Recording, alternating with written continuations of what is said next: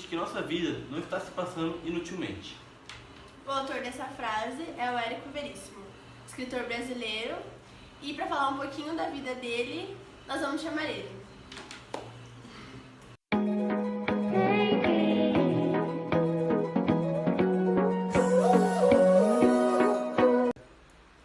Meu nome é Érico Lopes Veríssimo.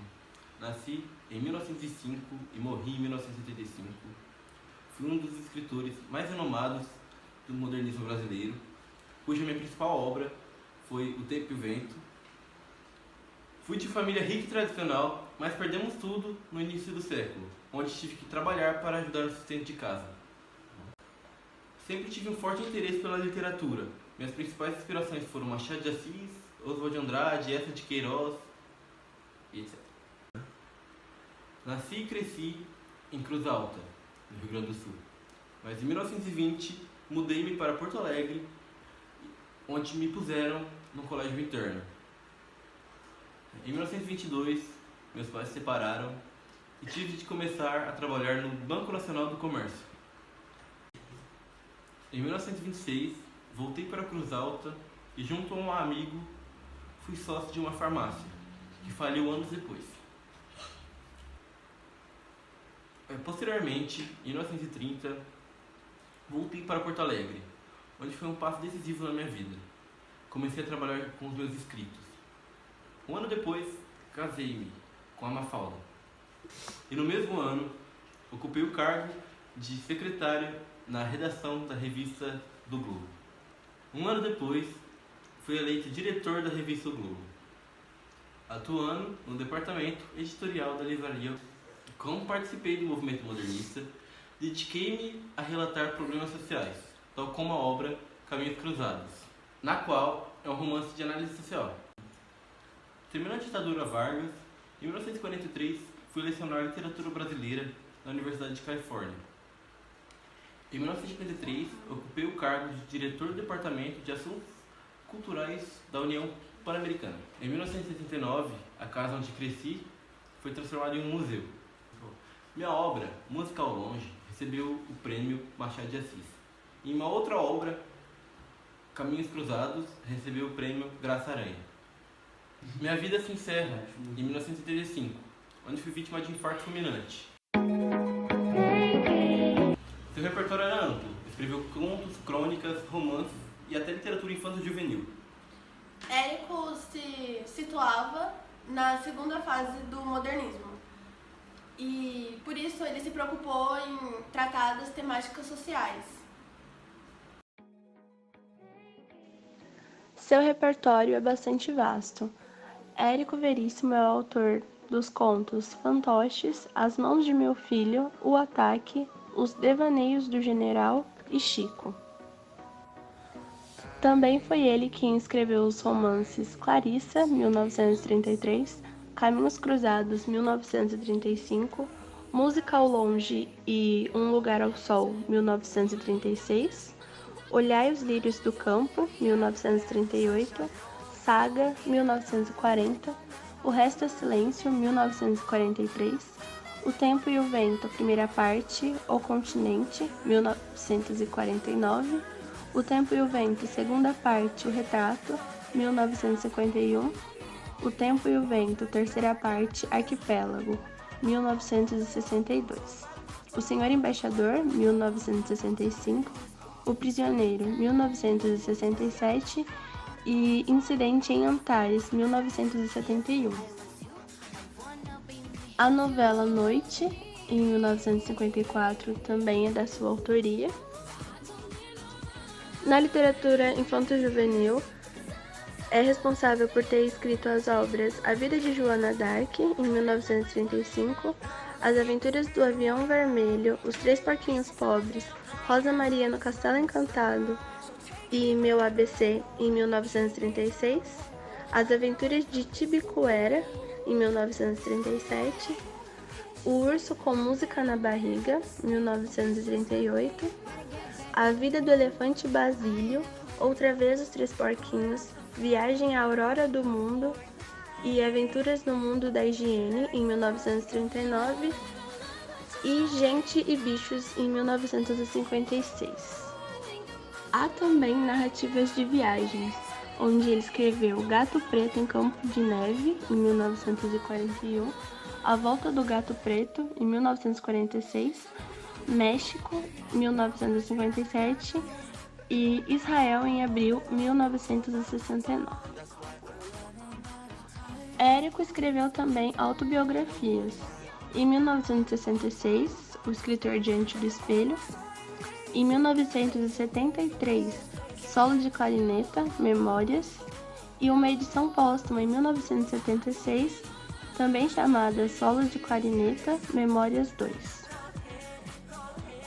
Há ainda 3 ensaios e uma biografia. Suas obras foram compiladas em 3 ocasiões. Obras de Érico Veríssimo, 1956, com 17 volumes. Obras completas, 1961, 10 volumes. E ficção completa, 1966, 5 volumes.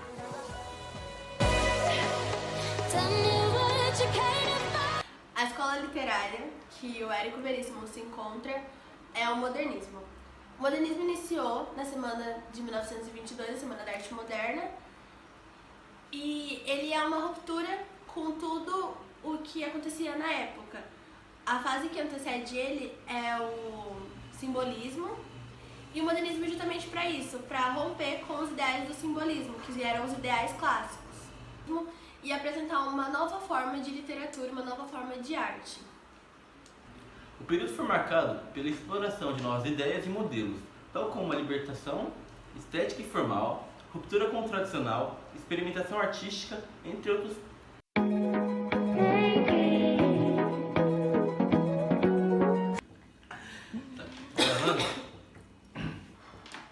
Veríssimo. Não. Érico. Érico Veríssimo, ele foi escritor do modernismo brasileiro na segunda fase, conhecido como geração de 30.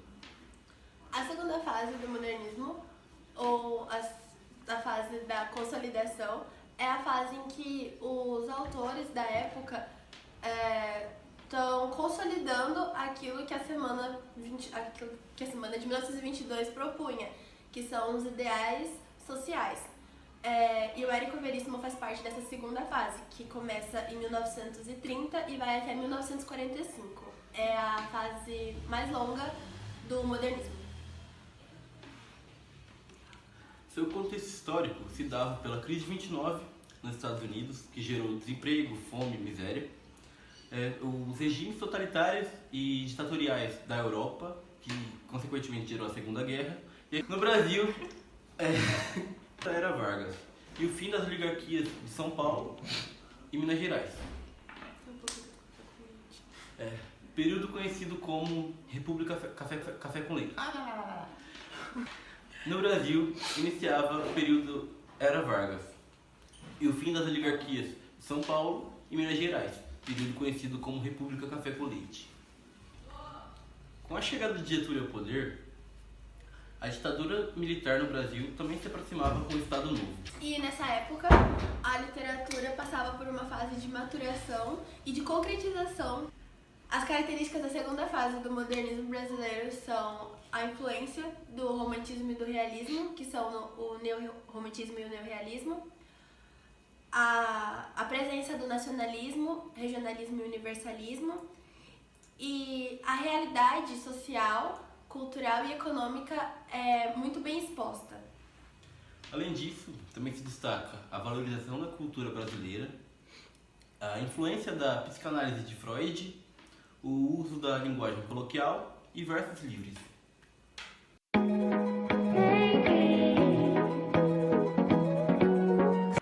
Caminhos Cruzados é uma obra escrita no ano de 1935, considerado como um romance urbano do Érico Veríssimo. Essa história ela narra diversas famílias, é uma história coletiva, que essas famílias são de diversas camadas da sociedade, desde pobres até ricos, e mostra os problemas enfrentados por cada camada. Por ser uma obra coletiva, uma história coletiva, ela não tem protagonista. Ela narra em situações diferentes vários personagens.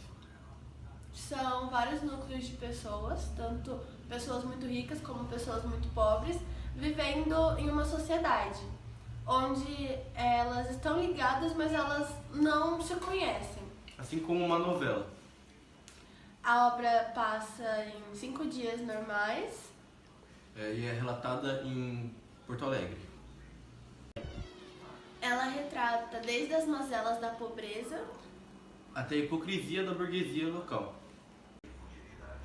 São diversos personagens, então não tem como escrevê-los todos em um único vídeo.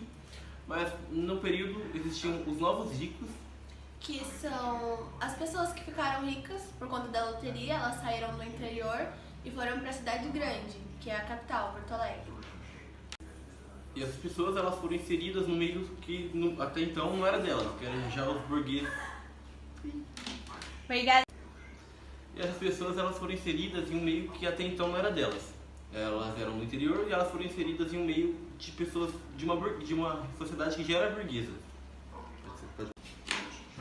Em um desses núcleos, convém destacar a família do Coronel Pedrosa, que era composta por ele, pela sua esposa Maria Luísa e pelos seus filhos, o Manuel e a Chinita.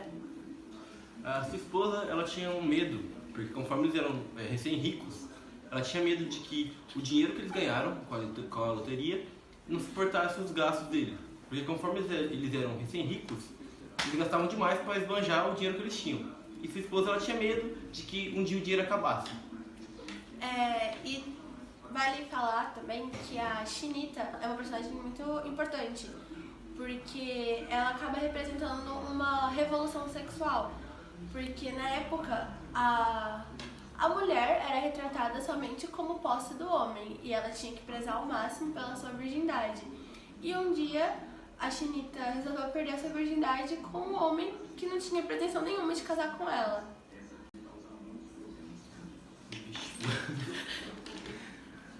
Outra família que vale ressaltar, outro núcleo que vale ressaltar é a família do comerciante Teotônio Leitão Leiria com sua esposa Dodó, que tiveram a filha Vera. E a Vera é uma personagem responsável pela mostra da homossexualidade, porque ela era completamente apaixonada pela Chinita e pra época isso foi uma revolução muito grande, porque, né, século XX. A dona Dodó, ela é uma pessoa que ela vive de aparências, então o ponto alto da vida dela, o ápice da vida dela, foi quando ela apareceu no jornal com uma matéria só dela no dia do aniversário dela. E o Teotônio, ele é comerciante e ele acaba se dedicando a demitir as pessoas por influência de outras, porque tipo, ele precisava contratar uma pessoa para aumentar o network. Uma dessas pessoas que o Teotônio acaba demitindo é o João Benévolo. Que ele é marido da Tina e pai do Napoleão, que é uma criança que ela vive doente e ela precisa constantemente de remédios. E por isso a família precisava muito de dinheiro. E por conta do Teotônio ter demitido o João Benévolo, ele acaba ficando 6 meses desempregado. Eu quero ter um refúgio. Pode soltar, Deus. Já tá Já solto. tá solto. Vai ter que nada. Aí aparece funcionando. 6 meses desempregado. Tá. E com isso, a família fica sem dinheiro. Ô demônio. Oh, meu Deus. Com isso surge o Ponciano, que é um ex-pretendente de Tina. É Tina? É um ex-pretendente de Tina que ficou sumido por 10 anos e ele retorna. E ele retorna ainda com interesse na Tina. E pela família não ter condições no momento, pelo João estar desempregado, ele passa a sustentar a casa. E que para João é uma grande Humilhação. Daí então surge o Ponciano, que é um ex-pretendente de Tina, que fica 10 anos sumido, então retorna e continua com interesse pela Tina. E pela família estar desempregada, ele passa a sustentar a casa, o que para João É uma verdadeira humilhação. Um outro núcleo burguês presente no livro é o núcleo da família do Honorato, que é casado com a Virgínia e tem como filho o Noel. Noel é um jovem de 22 anos, que ele foi criado pela empregada negra, porque a mãe ela fugiu das obrigações domésticas, ela fugiu a todo esse caráter que a mulher tinha que ter nessa época. E não, ele usava a literatura para se manipular. Então ele vivia cerca de uma bolha, assim. Ele era mimado, então ele não tinha mais ou menos noção do mundo. Ele se apaixona por uma pobre, que chama Fernanda. E isso retrata o amor entre... não, tá nessa parte. Retrata a diferença gritante de classes, que o Noel de classe alta e a Fernanda de classe baixa. Um outro núcleo que vale destacar é justamente o da Fernanda, que ela já era pobre, né? E e ela era filha da Dona Eudóxia, que era uma viúva que passava por dificuldades.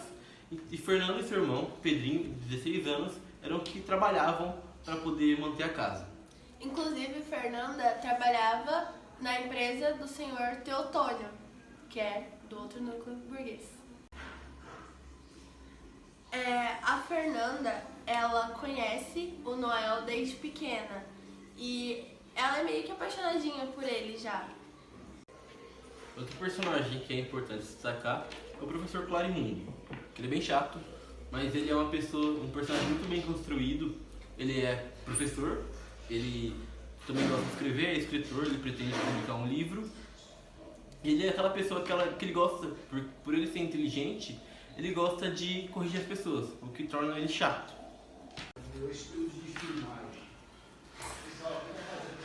O livro foi muito criticado na sua época porque ele mostrava justamente as mazelas e a hipocrisia da população. Então o Érico ele foi muito corajoso por ter feito, porque era uma coisa que as pessoas elas ignoravam. E o próprio título explica um pouco disso, né? Porque Caminhos Cruzados... Não, pode ir. Pai! Não sou tempo. Porque Caminhos Cruzados, ele está dizendo que tem vários caminhos que estão cruzados. Só que não necessariamente as pessoas que estão sendo inseridas nesse meio estão se importando umas com as outras. Então significa que elas estão ligadas, mas... Assim como a sociedade era na época. Acabou. O livro é então publicado em 1935. Mas, em 1964, o próprio Érico Veríssimo adiciona no prefácio que ele está se referindo ao romance como um livro de protesto que marca a inconformidade ante as desigualdades, injustiças e absurdos da sociedade burguesa. Silêncio. Gravando. Tá com o braço da frente do...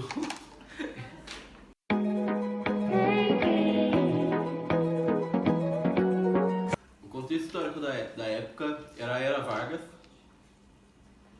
E no livro, os núcleos da sociedade são retratados conforme o governo de Vargas, conforme a sociedade era na época.